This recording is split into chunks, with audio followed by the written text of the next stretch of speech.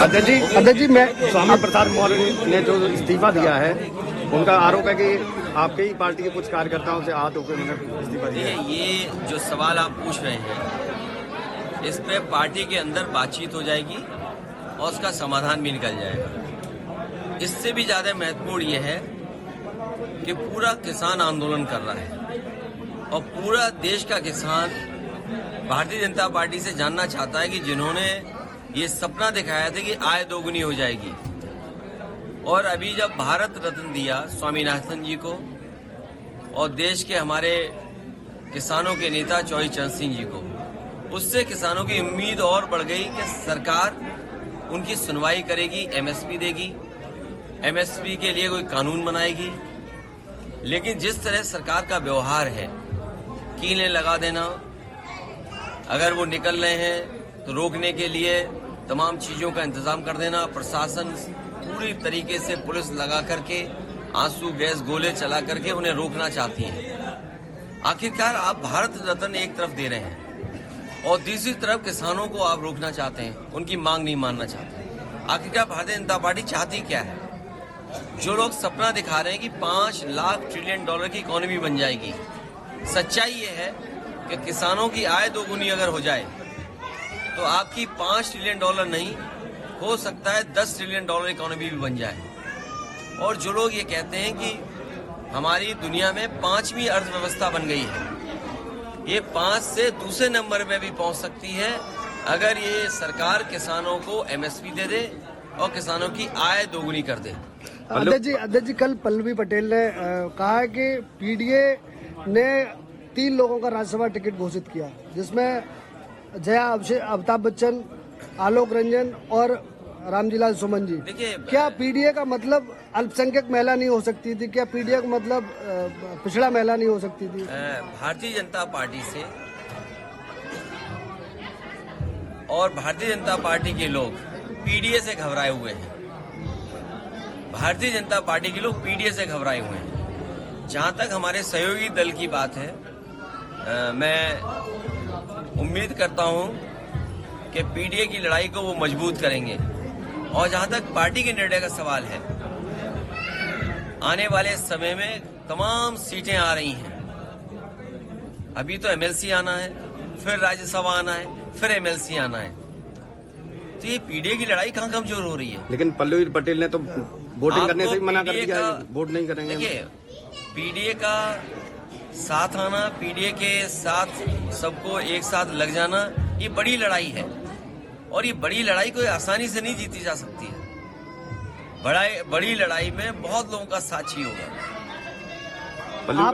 पल्लवी पटेल कह रही हैं कि स्वामी प्रसाद मौर्य लगातार मेरे संपर्क में हैं, इसका क्या मायना निकाला जाए? अरे मैं देखो, तुम क्यों ऐसी बात कर रहे हो? अगला भारत रत्न किसी चैनल को भी मिलेगा।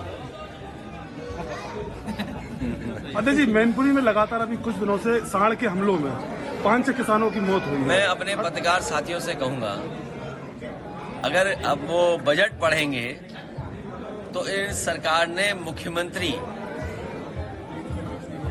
योजना चलाई है जिसमें रखवाली करना चाहते हैं किसानों के खेतों की।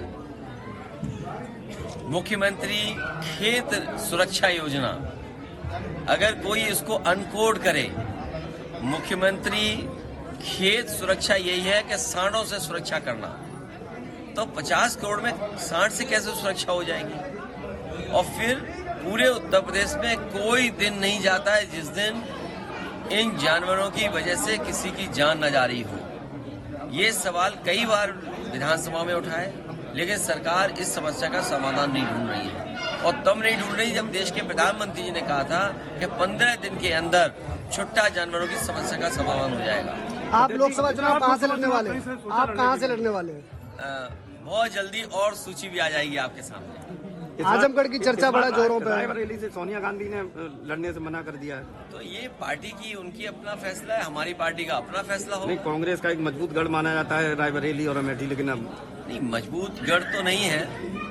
ये सही है कि वो उनकी ट्रेडिशनल सीट है और कांग्रेस की सीट ही मानी जाती है। समाजवादी पार्टी ने हमेशा उस सीट पर कांग्रेस का ही सहयोग किया है। मुख्यमंत्री योगी आदित्यनाथ ने कहा कि पूरे प्रदेश में 80 की 80 सीटें इस बार जीतने वाली है भाजपा। मैं आपसे कह रहा हूं कि भारतीय जनता पार्टी अपने सभी सांसदों की सीटें बदलना चाहती है, केवल एक के सिवा। 80 की सीटों पर कईयों की टिकट कटने जा रही है और एक जो सीट है वो अपना छेद बदलना चाहते हैं। तो सोचिए, जिन्हें अपने सांसदों की टिकट काटनी हो और टिकट काटने जा रहे हो तो वो क्या जीतेंगे?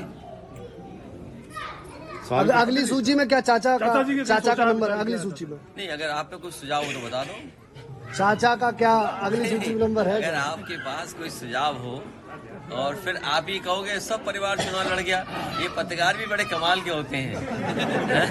अगर इनसे कहो, अभी पूछ रहे हैं कि टिकट क्यों नहीं दे रहे हो अपने लोगों को, परिवार के लोगों को, और हम टिकट दे रहे तो कहेंगे लो परिवारवादी पार्टी हो गई। नहीं, 3 लोगों को तो दिए भी चाचा ही। नहीं तो अभी 2-4 और दे देंगे। तो आप लोग क्या उम्मीद करते हो भाई? आप ही दिलवाना चाहते हो और आप ही चलाओगे कि परिवारवाद, तो हम कैसे बचेंगे भाई आपसे? तो चाचा कहाँ से लड़ेंगे? ये आने वाले समय में जैसे जैसे सूचियां आएंगी आपको सब जानकारी हो जाएगी कि पार्टी ने क्या फैसला किया। समझ गए? चलिए